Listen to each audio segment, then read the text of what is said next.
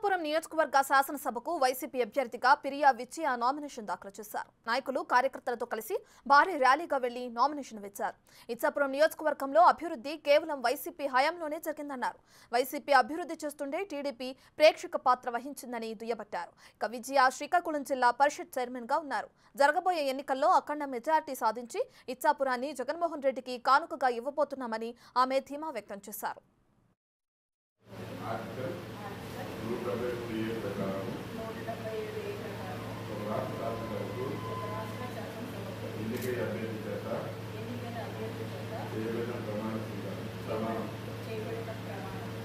జరుగుతున్న యుద్ధం ఇది.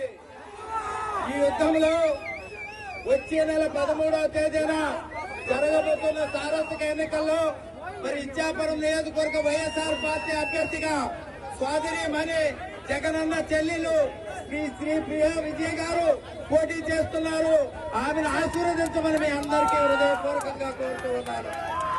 మరి అలాగే పార్లమెంట్ అభ్యర్థిగా నా పేరు పేరాడు తెలుగు వైఎస్ఆర్ పార్టీ పార్లమెంట్ అభ్యర్థిగా శ్రీకాకుళం పార్లమెంట్ అభ్యర్థిగా పోటీ చేస్తున్న నన్ను కూడా మీ అందరూ పెద్ద ఎత్తున ఆశీర్వదించమని హృదయపూర్వకంగా కోరుతూ జరుగుతుంది.